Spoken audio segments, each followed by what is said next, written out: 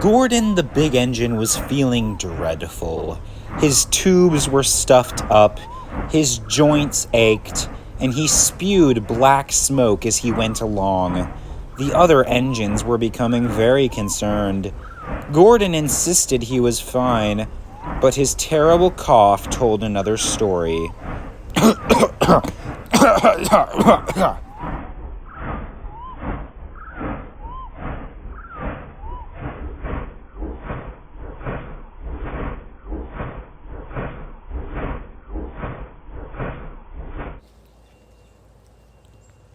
Are you okay, Gordon?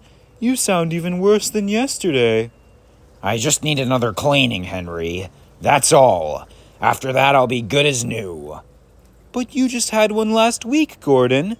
Cleanings used to be yearly for you. What changed? Nothing has changed. I've always gone for frequent cleanings. Not everyone rambles on about their private checkups like you do. It's vulgar.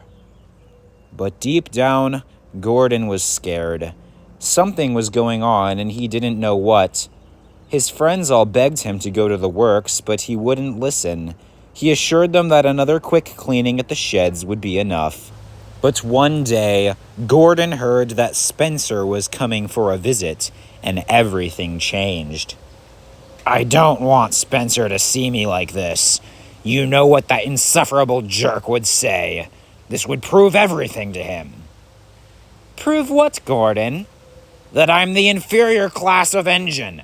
Spencer is convinced that his class was Sir Nigel Gresley's crowning achievement, but he's deluded. Gresley took far more pride in us A1s or A3s. We were the pinnacle. You don't much look like the pinnacle. Well, I am! But all Spencer will see is dirt and grime and coughs and wheezes. Meanwhile, he'll make his grand entrance with the Duke and Duchess, trumpets blaring, red carpet rolling out, and his special coach behind him. I'll look like an utter mongrel, and he'll be sure to point it out. Just then, Spencer's whistle blared in the distance, as the silver engine strolled into the yard. But when he came to a stop, Gordon was shocked to see that the special coach was nowhere to be found. Spencer, where's your coach? Don't tell me you've left the Duke and Duchess behind. Don't be daft, Gordon. I'd never be so careless. I'm not here on business. This is a social call.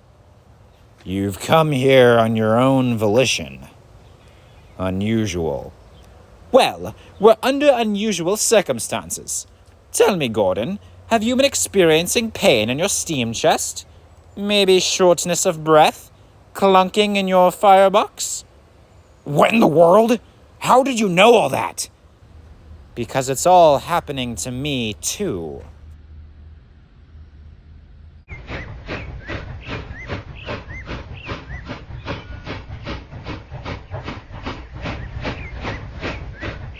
Spencer, slow down. I still don't understand. What do you mean by design flaw? Just keep quiet and follow me, Gordon. It's best you hear it from a professional.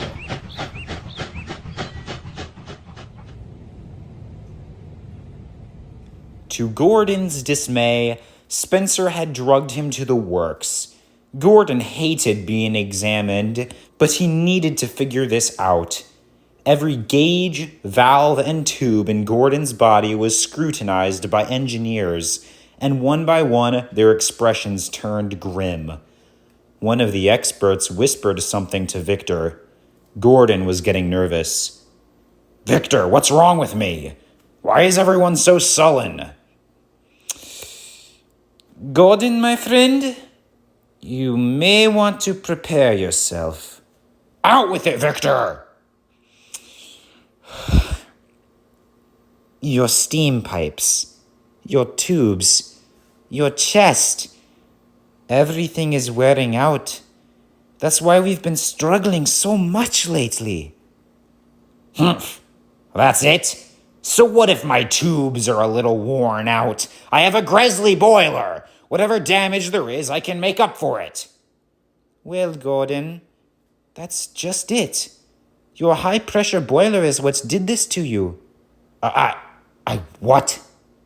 Your boiler is too powerful. It's worn down your body before its natural end. Maybe a few decades ago I could have replaced the parts. But now, everything's been affected. So, now what? You should survive it. You may not be as strong as you once were, but you're still a capable engine. However, you will get slower and slower. And before long, you won't be able to pull the express anymore. In my professional opinion, you should have 2 or 3 good years left before your career as an express engine is over. I'm so sorry, Gordon. Gresley made a mistake giving you such a high-pressure boiler. It was too much. I wish I could do more. Really, I wish I could.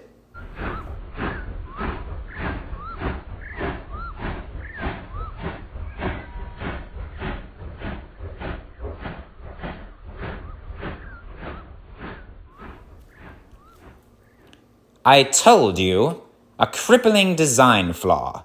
We've been carrying expiration dates from the moment we were made back in the 30s. How? How could Gresley let your ridiculous design interfere with my well-being? What? You think this is our fault? Yes! You overachieving A4s set the bar too high! The only reason Gresley gave us A3s, high-pressure boilers, was to keep up with you. Nonsense! You slacker A3s weren't pulling your weight, so he had no choice but to push us A4s to our limit instead, and he never would have had to if your class hadn't been so lazy. Neither side was going to budge. Each believed the other had forced Gresley's hand. The question is, which one of our classes drove Gresley to crank up the pressure? Yours or mine? Well, there's only one way to find out for sure.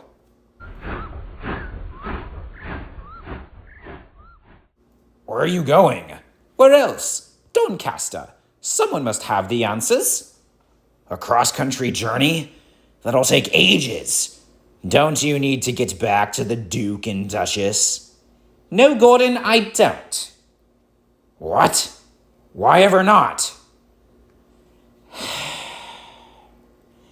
Because they fired me. Spencer, I didn't know.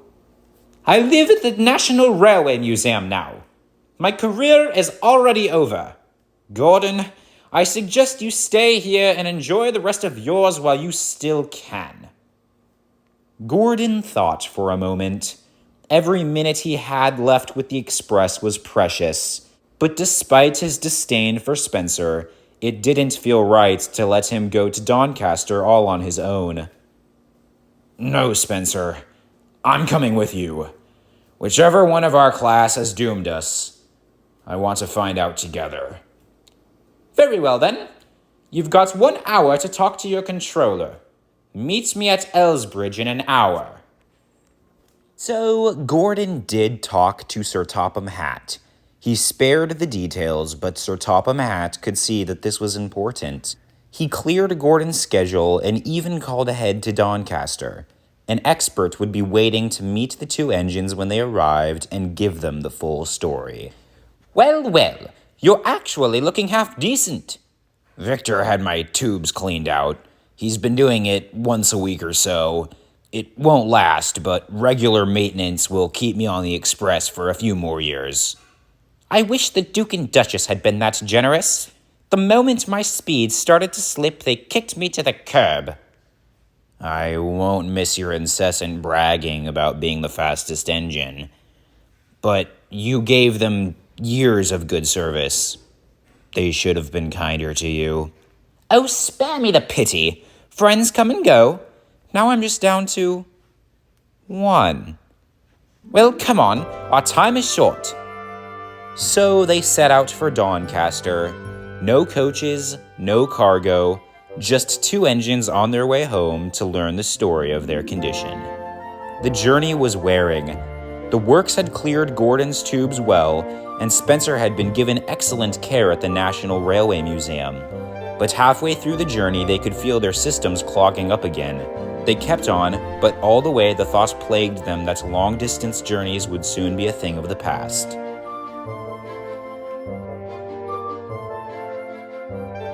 They couldn't help but argue. Gordon insisted that the A4s were responsible for Gresley's desperate decision, and Spencer was still certain that if not for the A3's laziness, Gresley would have never made the fateful error. They fought and fought, but all it did was make them tired.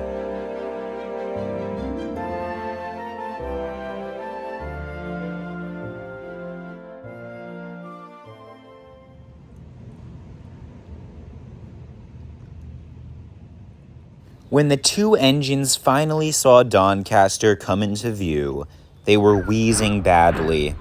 They were relieved when they finally stopped in a siding.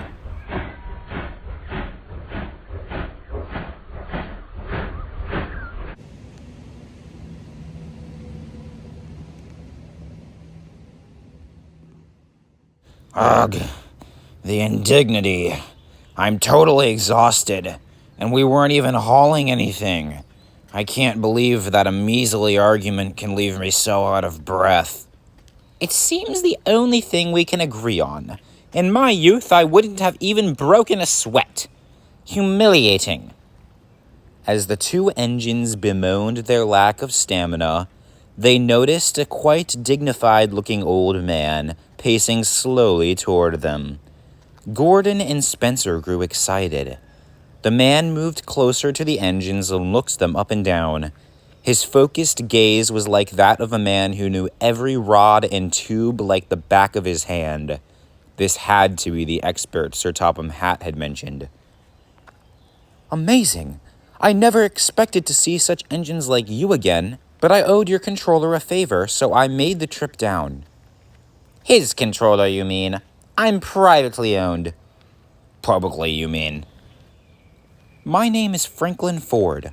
I worked for Sir Nigel Gresley as his assistant. That was many years ago.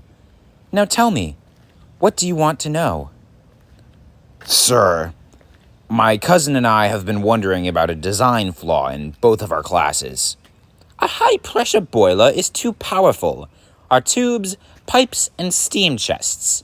They're wearing out. And we would just like to know, sir, what drove Sir Nigel to make such a great oversight? Was he too focused on bringing us A3s up with the A4s? Or was he compensating for the failures of the A3s? Mr. Ford stood there in silence for several seconds. He wasn't sure what to say. At last he spoke. There was no oversight. He knew you would wear out sooner or later, but the high-pressure boilers were worth it. He never expected you to last this long. What? No, that can't be. The A4s must have made him lose sight of his goals, made him push us too far. The A4s didn't make him do anything. I know. I was there. Gresley knew full well that both of you would wear out over time. He wasn't blinded by a need to speed up the A3s or to push the boundaries with the speed of the A4s. He knew exactly what he was doing. He knew that one day you would both expire. But, sir, who do we have to blame? Well, I suppose you should blame Gresley. He didn't need you to last forever. 30 years is the natural life expectancy of a steam engine. You two have lived almost 80. He wasn't ignorant to either of your flaws. He knew you would break down eventually. He just didn't care. I can't believe this. He knew we were flawed the whole time. And he left us to our fates anyway. Well, what did you expect? To live forever? Sorry to burst your bubble, but that's not how railways work. There was a reason you had to come all the way to Doncaster just to talk to me. I'm 85 years old. Just walking down to this yard was a challenge. People grow old. Engines wear out. Face it, you're mortal, just like me. With that, the old man hobbled away, leaving both Spencer and Gordon at a loss for words. This wasn't the answer either of them wanted. As they gazed up at the Doncaster Works, the crowning jewel of the LNER, they didn't feel pride or wonder anymore. Instead, they only felt sadness. They had both been fools. Well then, there's our answer. 2 express engines, our abilities ripped away from us, our careers destroyed, and dear old Gresley planned it all along. I guess we don't have any friends at all. I suppose I should be getting back home then.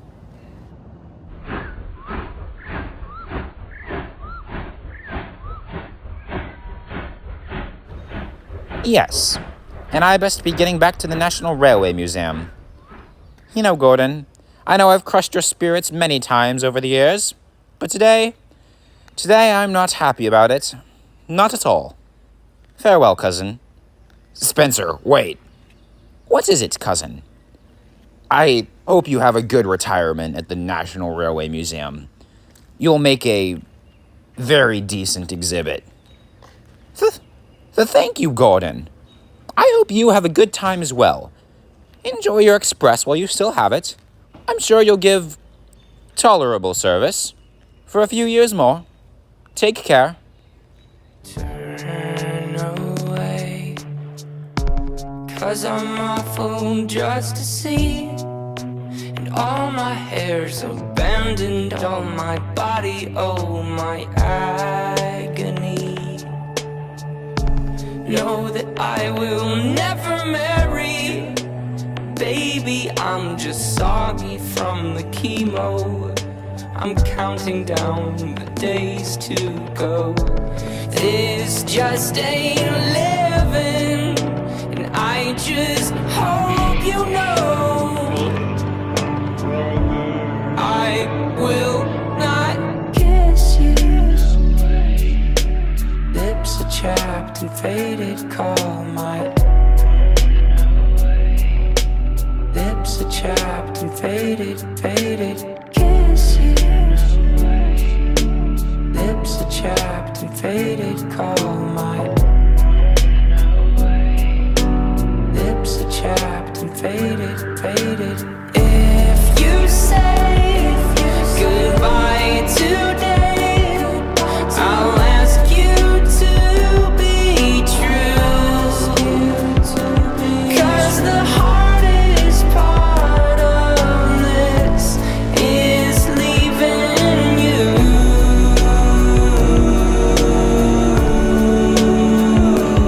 Yes, the hardest part of this.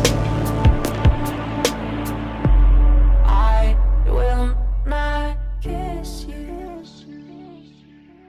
Lips are chapped and faded.